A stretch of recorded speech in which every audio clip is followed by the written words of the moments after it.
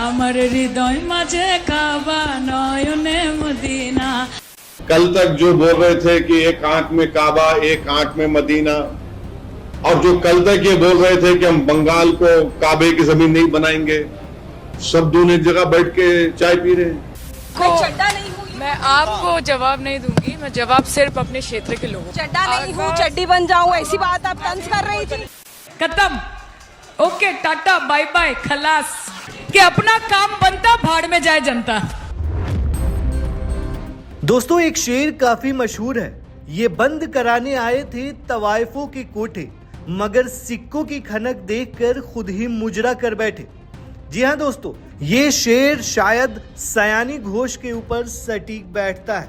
मतलब आप दिन रात जिसे कोसते रहे, अब उसी की पनाह में जा बैठे हैं। कुछ दिन पहले राघव चड्ढा बीजेपी में शामिल हुए थे। उन पर सबसे ज्यादा अगर कोई भड़की थी तो वो थी सयानी घोष। उनका वीडियो काफी ज्यादा वायरल हुआ था। उन्होंने ये तक कहा था कि वो राघव चड्ढा की तरह दल बदली नहीं करेंगी। यहाँ तक उन्होंने चड्ढा चड्डी कह दिया था। जिसके बाद अब रिपोर्टर ने उनसे सवाल पूछा तो अब कन्नी काटती हुई नजर आई और कहा कि मैं अपने क्षेत्र के लोगों को जवाब दूंगी। खैर, इन्हें ओवैसी ने भी तगड़ा जवाब दिया है जो काफी ज्यादा वायरल है। सुनिए जरा। कल तक जो बोल रहे थे कि एक आंख में काबा एक आंख में मदीना, और जो कल तक ये बोल रहे थे कि हम बंगाल को काबे की जमीन नहीं बनाएंगे, सब दोनों एक जगह बैठ के चाय पी रहे हैं। जो हमको गाली देते थे, अब आप किस मुंह से हमको गाली देंगे? दो आप गाली।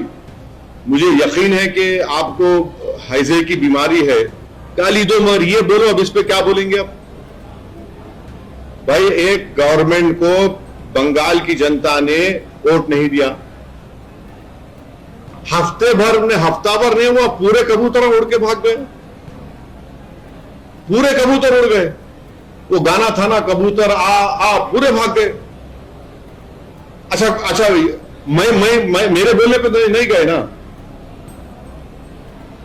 और एक बात सुन लो, आप नहीं बोलना चाह रहा था, मैं बाद में बोलूंगा। खैर, रुक जा तो नहीं बोलता, वरना एक नया तमाशा होगा। खैर, बहरहाल नहीं।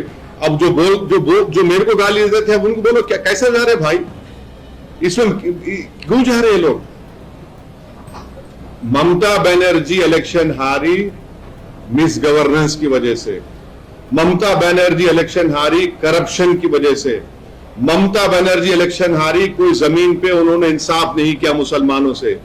यस, एक फैक्टर एसआईआर भी है, इसको कोई डिनाई नहीं कर सकता। ये 5 चीजें हैं जिसकी वजह से टीएमसी का बुरा हाल हुआ।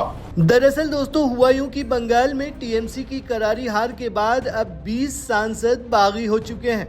उनमें से एक नाम है सयानी घोष का, जिसके बाद सबको झटका लगा है। वही सयानी घोष जिन्हें ममता बनर्जी ने युवा तृणमूल कांग्रेस का चेहरा बनाया था, पार्टी में बड़ी पहचान दी, मंच दिया, ताकत दी और संगठन की कमान तक सौंपी। लेकिन अब वही सयानी घोष पार्टी के बागी खेमे से जुड़ती हुई नजर आ रही हैं। यही वजह है कि ममता बनर्जी ने बिना देर किए उनका पद छीन लिया और साफ संदेश दे दिया कि पार्टी से बड़ा कोई नहीं है। हालांकि ऐसा लग रहा था कि सयानी घोष दीदी का साथ कभी नहीं छोड़ेंगी, लेकिन ये सियासत है, कौन कब कहां पलट जाए कोई नहीं जानता।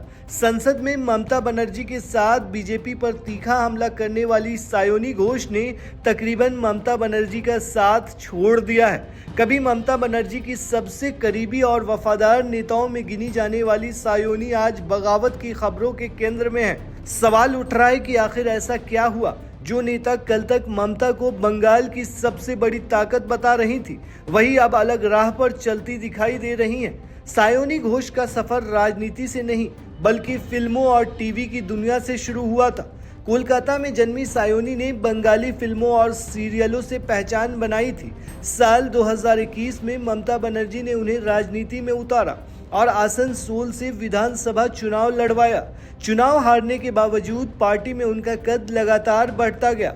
बाद में वो टीएमसी यूथ विंग की पहली महिला अध्यक्ष बनी और 2024 में जादवपुर से सांसद भी चुनी गई। संसद में उनके भाषणों ने उन्हें राष्ट्रीय पहचान तक दिलाई।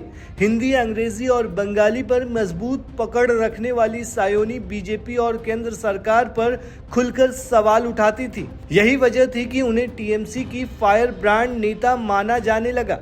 ममता बनर्जी और अभिषेक बनर्जी दोनों के करीबी नेताओं में उनका नाम लिया जाता था। संसद में उनके तेवर काफी ज्यादा वायरल होते थे।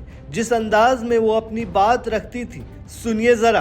अमेरिका के प्रेसिडेंट ने एक ही मैसेज दिया पूरे दुनिया को कि ट्रंप ने वॉर रुकवा दी पापा। आपके 56 इंच का दबदबा कहाँ गया मोदी जी? मतलब रिस्क हम ले, ऑपरेशन हम करें और खीर चाचा चौधरी खा के चला जाए, इसी के लिए हम बैठे हैं यहाँ पे।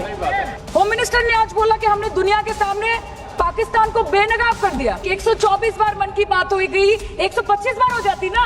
आप बोलते हैं ना कि ममता दीदी बांग्लादेशियों को बंगाल में घुसाती है, तो बॉर्डर में आतंकवादियों को कौन घुसा रहा है, इसका जवाब आपको देना पड़ेगा कि वो भी वही कर रहे हैं। फिलहाल दोस्तों, सायोनी घोष को लेकर सियासत खूब हो रही है और कहा जा रहा है कि वो किस तरफ जाएंगी, ये देखने वाली बात है। आपको क्या लगता है दोस्तों, सायोनी घोष कौन सी पार्टी में शामिल होने जा रही हैं? आप हमें कमेंट में जरूर बताएं।